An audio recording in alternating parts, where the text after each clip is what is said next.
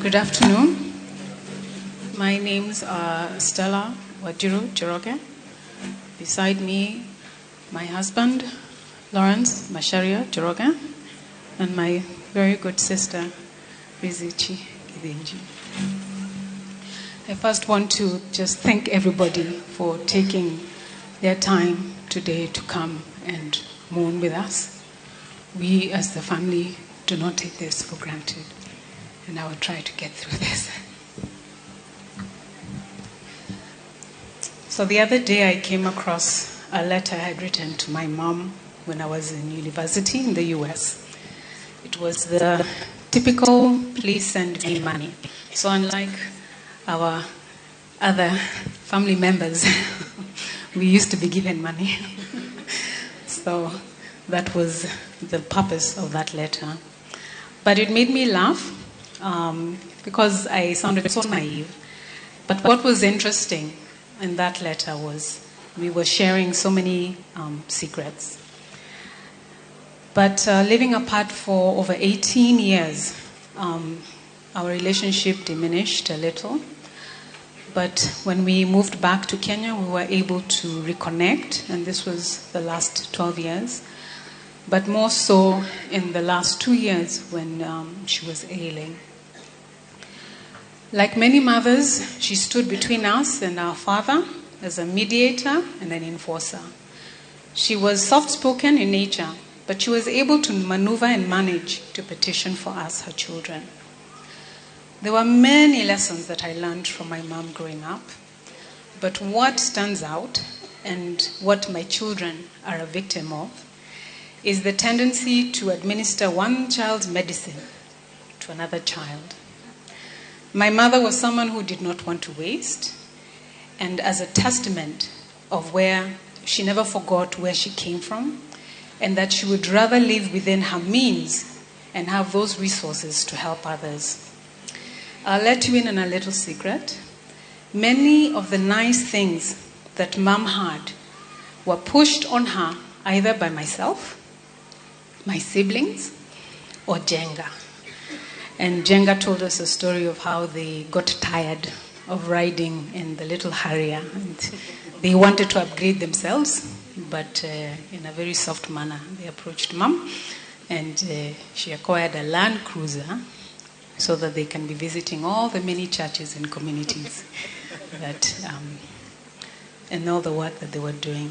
So my mom was simple, and she was very, very frugal. So we know my mom as a true epitome of hard work, determination, and innovation. However, for me, what stands out was that she was a symbol of reinvention. She constantly talked to me on how she had picked up her life and reestablished herself in her later years, and this is when she was in her late 40s. In fact, that was the carrot stick that she used to convince me to relocate back to Kenya, because at that time we were feeling that we were too old to change jobs, too old to do this, but she told me no, 40 is the new 20. So she convinced us to relocate, and we came and we joined her business.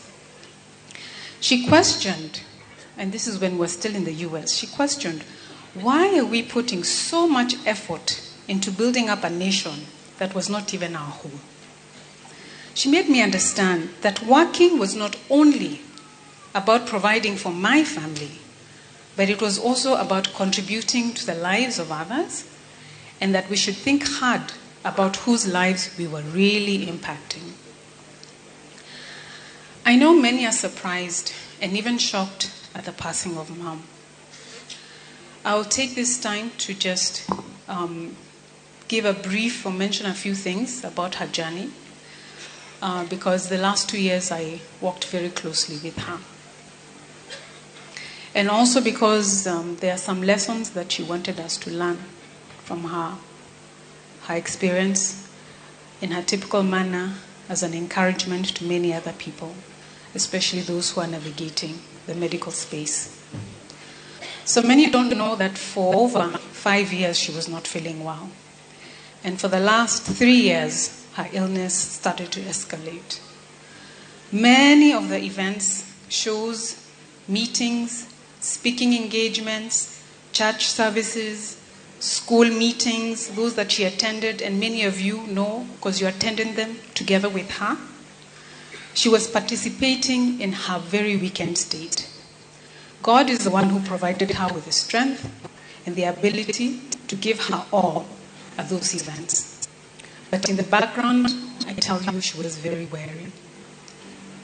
She visited many doctors during this time of sickness, and nothing was diagnosed to explain why she was feeling unwell, why she was ailing.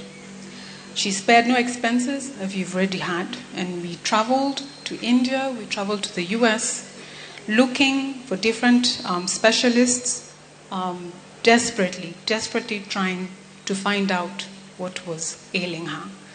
And a conversation we had was, not knowing was worse than knowing.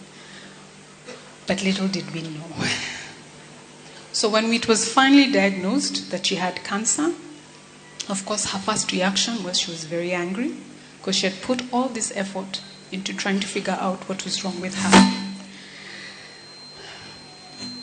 We could not understand how the specialists could have missed a disease that is so big, so devastating, and so evil. But she refused to dwell on this aspect. She refused to dwell on this knowledge, and she quickly put on her armor, preparing herself for the battle ahead. She fought hard through the whole of 2023. We truly believed that she would recover.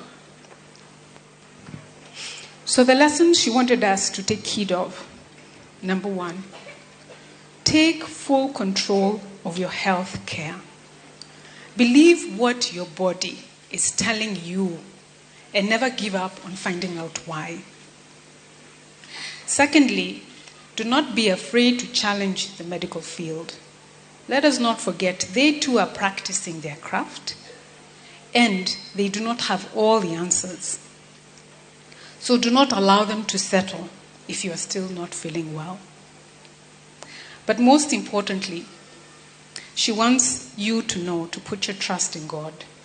He is the miracle worker, the true healer, and the determinator of your life. Right now, we may feel that cancer has won.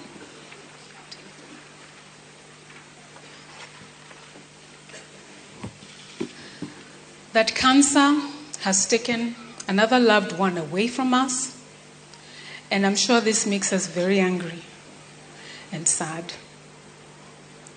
But family, friends, dear ones, let me tell you that cancer did not win. But our God has taken as her reward. And this we can testify from Isaiah 57, 1-2. And I read, "The righteous perish, and no one takes it to heart.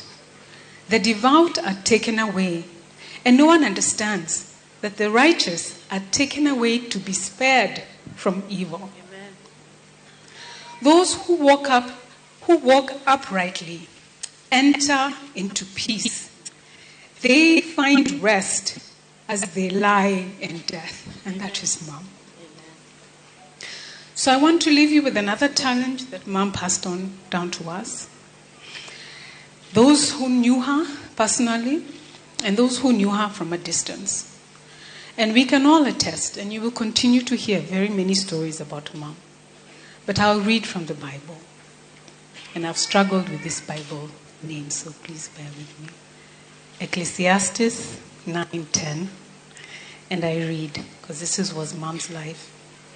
"Whatever your hand finds to do, do it with your might." Can we all attest to that? Yes.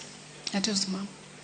"For there will be no work or device or knowledge or wisdom in the grave where you are going." May God continue to bless the fruits of her hands here on earth, and may she continue to rest in peace. I love you, Mom.